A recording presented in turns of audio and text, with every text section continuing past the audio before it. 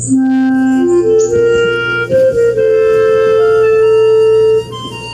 Christopher, here is your friend Thomas the Tank Engine. He wanted to come out of his station yard and see the world. These stories tell you how he did it. I hope you will like them, because you helped me to make them. Your loving Daddy. James, Percy, Leah, and Gordon, Rebecca, and Emily, and Thomas number 1. Let's go, go, go on a big world adventure. Let's go, go, go, explore with Thomas and his friends. Let's go, go, go, and meet new friendly faces. The world's just a train ride away. Big world, big adventures. Thomas and friends, big world, big adventures. The island of Sodor is surrounded by beautiful blue sea. It has fields of green and sandy yellow beaches. There are rivers, streams, and lots of trees where the birds sing. There are windmills and a coal mine, and docks where visitors to the island arrive. The island also has lots and lots of railway lines. Who's that puffing down the track? It's Thomas! Hello, Thomas! Hello, everybody. Welcome to the island of Sodor.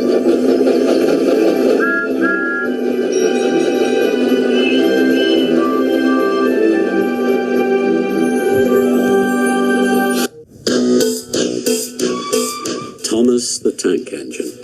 Thomas and Gordon. Thomas was a tank engine who lived at a big station. He had 6 small wheels, a short stumpy funnel, a short stumpy boiler, and a short stumpy dome.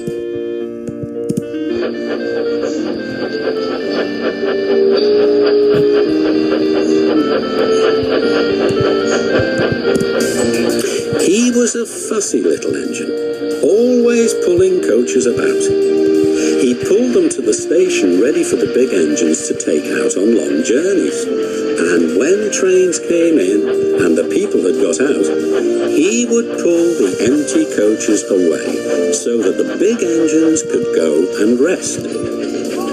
He was a cheeky little engine too. He thought no engine worked as hard as he did, so he used to play tricks on them. He liked best of all to come quietly beside a big engine dozing on a siding and make him jump.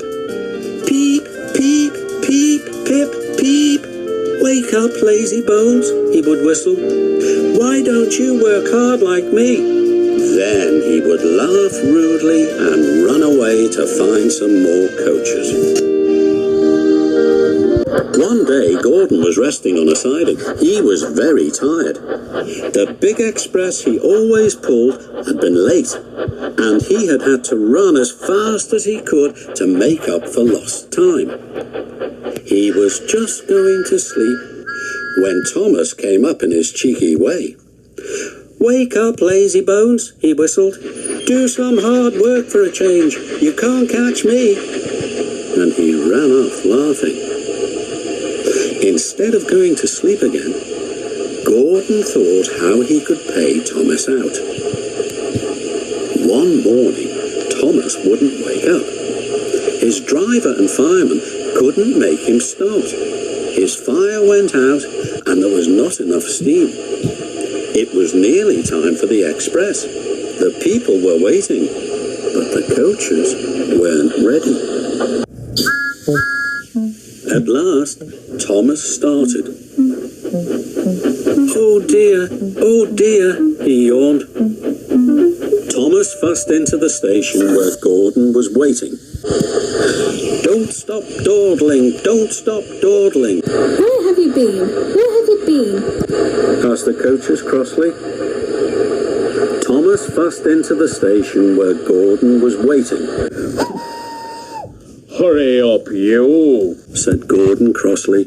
Peep, pip, peep, hurry yourself, said cheeky Thomas. Don't worry, I will, said Gordon. And almost just before the coaches had stopped moving, Gordon came out of his siding and was coupled to the train. Come on, get in quickly, please. So the people got in quickly. The signal went down, the clock struck the hour, the guard waved his green flag, and Gordon was ready to start.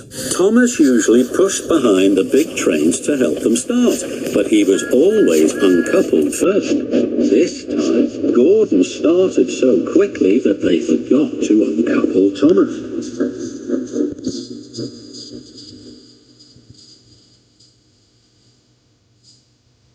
Come on, puffed Gordon to the coaches. The train went faster and faster. Too fast for Thomas. And he wants to stop, but he couldn't. Beep, stop. Hurry, laughed Gordon in front. You can't get away. Poor Thomas was going faster than he had ever gone before. He was out of breath, and his wheels hurt him, but he had to go on. I shall never be the same again, he thought sadly. My wheels will be quite worn out.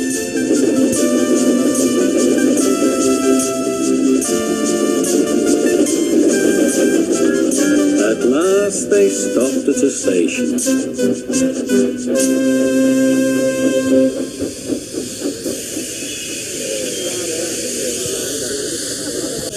Everyone laughed to see Thomas puffing and panting behind. They uncoupled him, put him onto a turntable,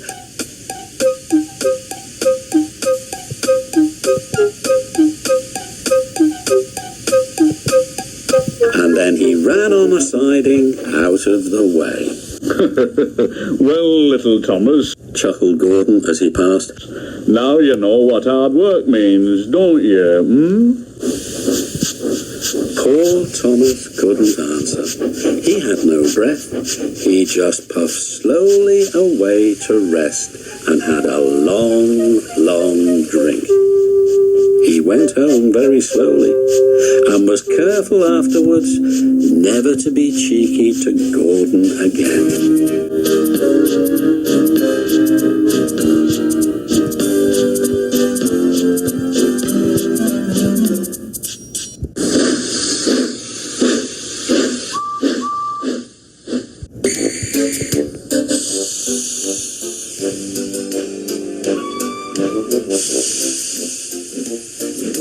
Thomas's train. Thomas often grumbled because he was not allowed to pull passenger trains.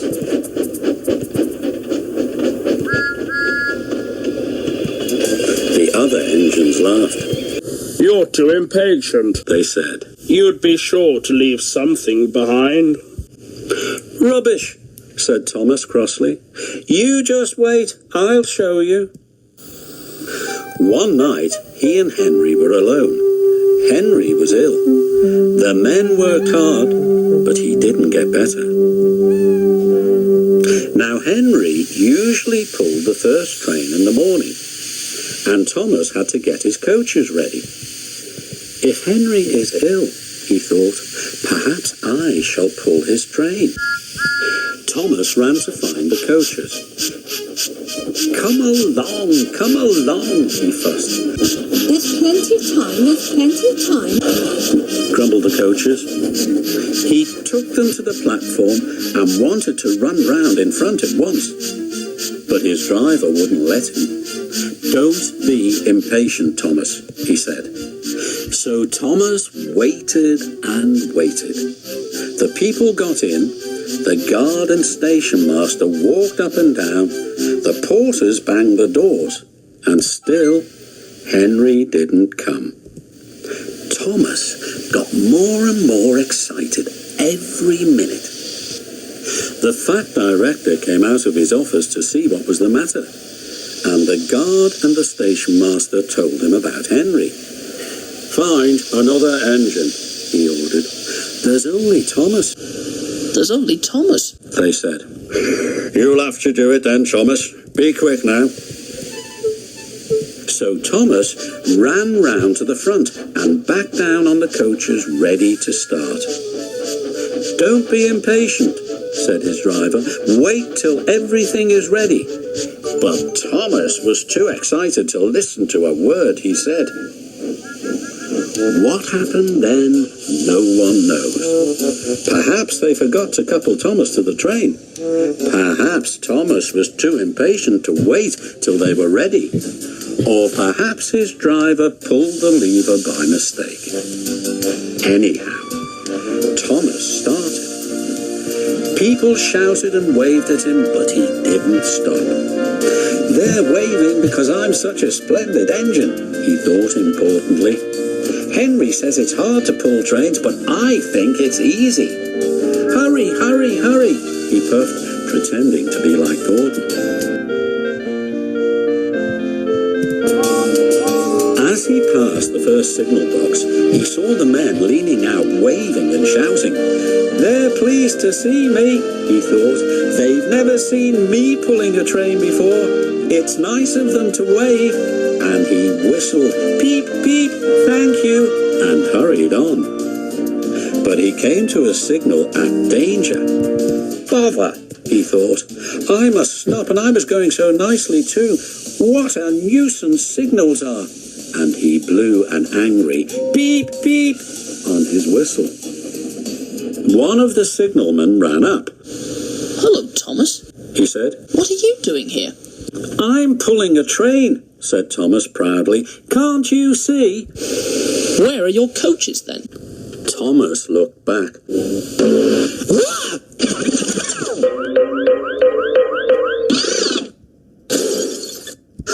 "Why, bless me," he said, "if we haven't left them behind." "Yes," said the signalman. "You'd better go back quickly and fetch them." Poor Thomas was so sad he nearly cried. "Cheer up," said his driver. "Let's go back quickly and try again."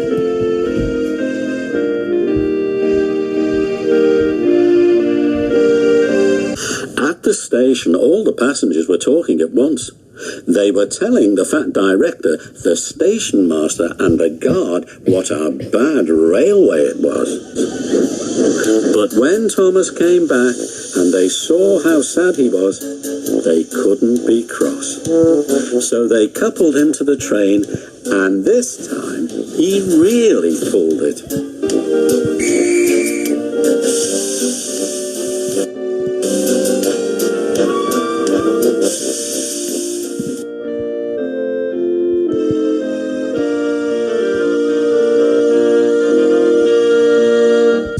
But for a long time afterwards, the other engines laughed at Thomas and said, "Look, there's Thomas, who wanted to pull a train, but forgot about the coaches."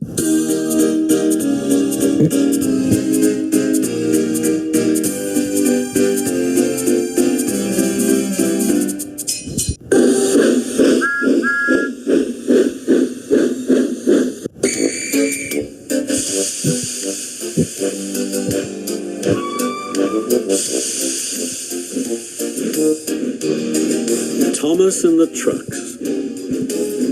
Thomas used to grumble in the shed at night. "I'm tired of pushing coaches. I want to see the world." The others didn't take much notice, for Thomas was a little engine with a long tongue. But one night, Edward came to the shed. He was a kind little engine and felt sorry for Thomas. "Thomas, I've got some trucks to take home tomorrow," he told him. "If you take them instead, I'll push the coaches to the yard." "Thank you," said Thomas. "That will be nice." So they asked their drivers next morning, and when they said yes, Thomas ran happily to find the trucks.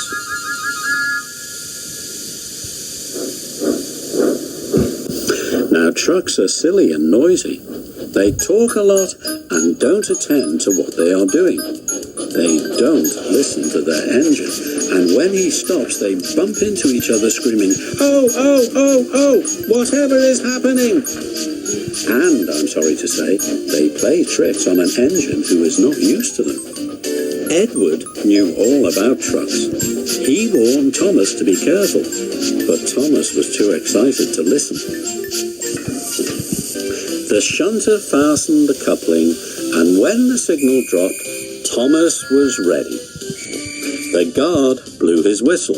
Beep, beep, answered Thomas, and started off. But the trucks weren't ready. Oh, wait, Thomas, wait. But Thomas wouldn't wait. Come on, he puffed, and the trucks grumbled slowly out of the siding onto the main line.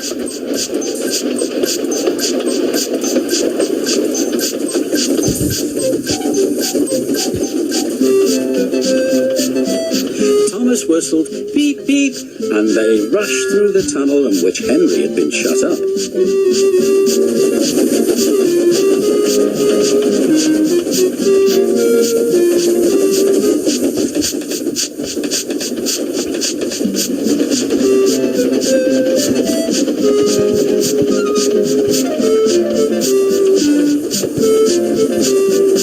Then they came to the top of the hill where Gordon had stuck.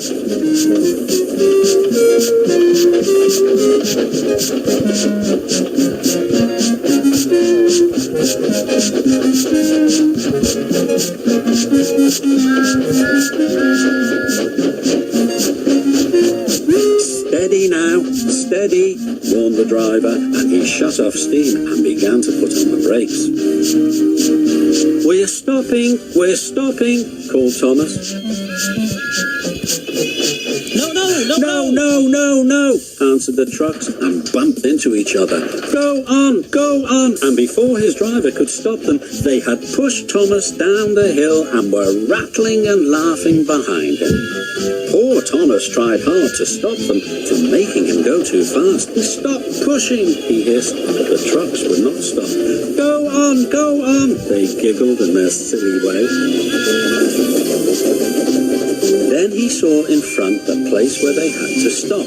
Oh dear, what shall I do? They rattled through the station and he shut his eyes tight. When he opened them, he saw he had stopped just in front of the buffers, and there watching him was the fat director. What are you doing here, Thomas? He asked sternly. I've brought Edward's trucks, Thomas answered. Why did you come so fast? I didn't mean to. I was pushed, said Thomas sadly. Then you've a lot to learn about trucks, little Thomas. After pushing them about here for a few weeks, you'll know almost as much about them as Edward. Then you'll be a really useful engine.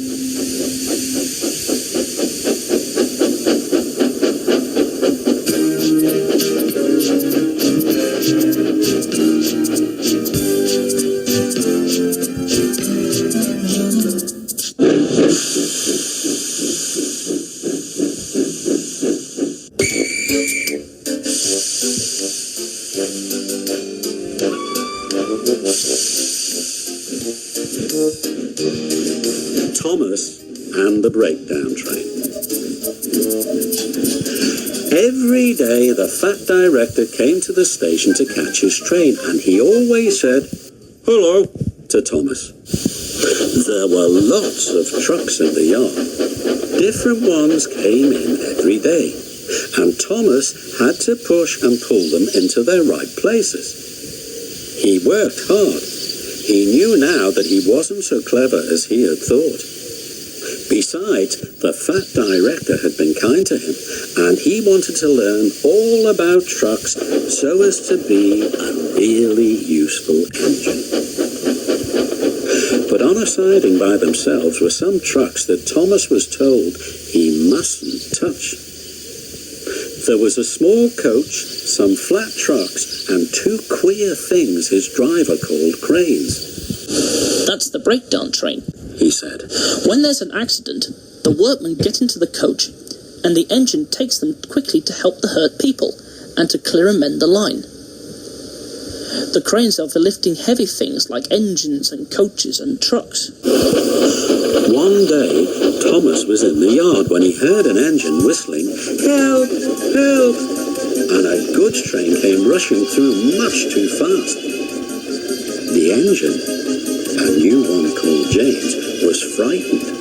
His brake blocks were on fire, and smoke and sparks streamed out on each side. "They're pushing me! They're pushing me!" he panted. On, laughed the trucks, and still whistling, "Help! Help!" Poor James disappeared under the bridge. "I'd like to teach those trucks a lesson," said Thomas the Tank Engine. Presently, a bell rang in the signal box, and a man came running. "James is off the line! The breakdown train! Quickly!" So Thomas was coupled on, the workmen jumped into their coach, and off they went. Thomas worked his hardest. "Hurry, hurry, hurry," he puffed, and this time he wasn't pretending to be like Gordon, he really meant it. "Bother those trucks and their tricks," he thought. "I hope poor James isn't hurt."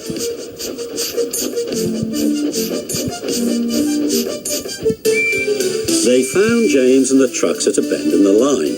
The brake van and the last few trucks were on the rails, but the front ones were piled in a heap. James was in a field with a cow looking at him, and his driver and fireman were feeling him all over to see if he was hurt. Never mind, James, they said. "It wasn't your fault. It was those wooden brakes they gave you. We always said they were no good." Thomas pushed the breakdown train alongside. Then he pulled the unhurt trucks out of the way. "Oh dear, they groaned. "Serves you right, puffed Thomas crossly. When the men put other trucks on the line, he pulled them away too. He was hard at work, puffing backwards and forwards all the afternoon. "This'll teach you a lesson, this'll teach you a lesson," he told the trucks, and they answered, "Yes, it will, yes, it will," in a sad, groany, creaky sort of voice. They left the broken trucks and mended the line. Then, with 2 cranes, they put James back on the rails.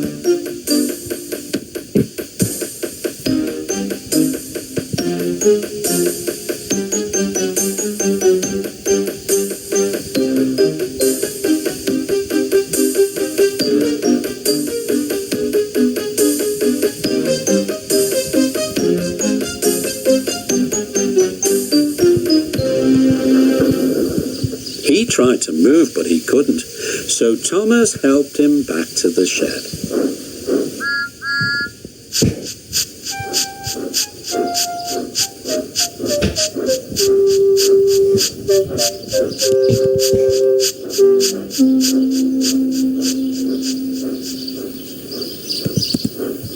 The fat director was waiting anxiously for them. "Well, Thomas," he said kindly, "I've heard all about it, and I'm very pleased with you. You're a really useful engine. James shall have some proper brakes and a new coat of paint, and you shall have a branch line all to yourself." "Oh, sir," said Thomas happily. Now Thomas is as happy as can be. He has a branch line all to himself, and puffs proudly backwards and forwards with 2 coaches all day. He is never lonely, because there is always some engine to talk to at the junction. Edward and Henry stop quite often and tell him the news. Gordon is always in a hurry and does not stop, but he never forgets to say "boop, boop" to little Thomas, and Thomas always whistles beep.